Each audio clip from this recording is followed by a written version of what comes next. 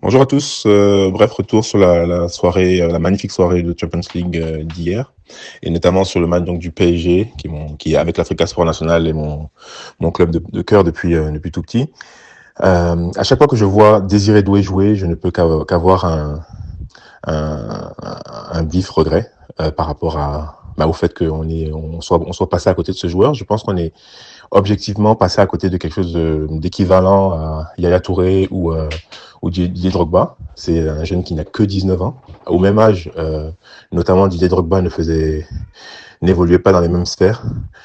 Je pense que Désiré Doué a de l'avenir, et malheureusement cet avenir va se dérouler loin de la tunique orange et des éléphants. Tout ça parce que la Côte d'Ivoire, depuis plusieurs années, fait le choix de se priver d'une de ses jambes. C'est comme une personne qui a deux jambes, qui est dotée de deux jambes, et qui, parce qu'il arrive à se déplacer à une jambe, décide de se priver de l'autre jambe. Je m'explique. Nos deux jambes, c'est notre football local et c'est notre diaspora. La Côte d'Ivoire a l'une des plus grandes diasporas africaines d'Europe. Nous sommes la première nationalité représentée en Ligue 1. Nous sommes sans doute parmi les tout premiers pays en termes de nombre de joueurs professionnels évoluant en Europe. On a des joueurs ivoiriens disséminés partout, des binationaux notamment dans plein de championnats, notamment en Europe.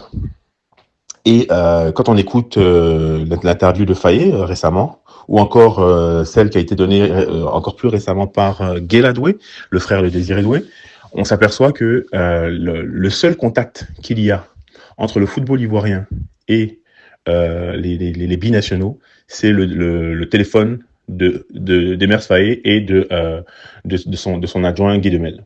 Donc, on a deux personnes dont ce n'est pas le métier, qui sont les seuls à démarcher, à dépister et démarcher et essayer de convaincre les binationaux de rejoindre l'équipe nationale. C'est du bricolage. Donc, on s'aperçoit qu'on est passé à côté de Désiré Doué, tout simplement, bien sûr, parce que lui-même aussi a fait ses choix. Mais s'il a fait le choix de l'équipe de France, c'est précisément parce que la Côte d'Ivoire n'a pas été capable de le convaincre. La Côte d'Ivoire ne s'est pas donné les moyens professionnels et efficaces de le convaincre. Pour pouvoir convaincre des talents de ce niveau-là, et je ne parle pas que de Désiré Doué, je parle également de toute la quinzaine de joueurs en actualité, en activité aujourd'hui, qui évoluent dans les équipes nationales concurrentes de la Côte d'Ivoire, telles que notamment donc la France, mais également l'Allemagne, l'Angleterre, avec Gueye par exemple. On a plein de joueurs donc à l'appel, qui évoluent, qui sont binationaux ivoiriens et qui n'ont pas fait le choix de l'équipe nationale, et qui s'ils avaient fait le choix de l'équipe nationale, seraient aujourd'hui des pions, des éléments déterminants dans notre équipe nationale. Donc on a juste fait le choix, consciemment ou inconsciemment, de se priver de ces joueurs-là parce qu'on n'a pas pris les moyens d'aller de les pister, de les dépister, de les démarcher, de contacter les parents, de contacter les agents, et d'essayer de convaincre en fait les jeunes, les joueurs, dès le plus jeune âge, dès le début de leur carrière, d'essayer de les convaincre en fait de rejoindre nos équipes de jeunes et ensuite notre équipe nationale. Pour cela, il ne faut pas se contenter donc juste d'avoir un sélectionneur et son adjoint qui passe des coups de fil et puis qui prend son billet d'avion et puis qui va leur parler individuellement. C'est pas son travail. Le travail d'un sélectionneur, c'est d'entretenir des liens avec les joueurs qui évoluent déjà pour l'équipe nationale. Le travail de dépistage, etc., c'est une cellule au sein de la fédération qui devrait être constituée de plusieurs personnes qui connaissent ce métier et qui vont scouter, qui vont essaimer dans les différents championnats de jeunes, notamment dans les centres de formation, etc. Et dès qu'il y a un jeune de 16 ans, 17 ans qui commence à faire parler de lui et qui a un background ivoirien, la nationalité ivoirienne, même s'il en a d'autres de nationalités, mais s'il a des origines ivoiriennes, s'il a une ascendance ivoirienne, tout de suite le repérer, prendre contact avec les parents, commencer à démarcher la famille, l'inviter à visiter les installations en Côte d'Ivoire, lui présenter le projet sportif national ivoirien, etc. Exact. En fait, juste suivre le modèle qu'est en train de fonder aujourd'hui le Maroc, par exemple, Et avant lui, bien sûr, d'autres pays, comme la France, par exemple, qui est très forte dans la détection des jeunes. Mais ça, pour ça, il faut avoir une vision. Et il faut constituer des structures au sein de la fédération qui vont démarcher ces jeunes binationaux-là. Et surtout, il faut arrêter avec cette mentalité qui consiste à exiger des binationaux que par magie comme ça, alors ils ne sont pas nés en Côte d'Ivoire souvent, ils n'ont pas vécu en Côte d'Ivoire souvent, par magie comme ça, ils seraient épris d'un amour pour la Côte d'Ivoire. Non, c'est à la Côte d'Ivoire d'aller chercher ces enfants. J'estime qu'un binational est autant un Ivoirien qu'un Ivoirien ayant vécu toute sa vie en Côte d'Ivoire. Il n'y a aucune différence. Mais c'est à la Côte d'Ivoire, surtout si ces binationaux-là sont talentueux, c'est à la Côte d'Ivoire d'aller de les repérer et de les convaincre de rejoindre le drapeau national.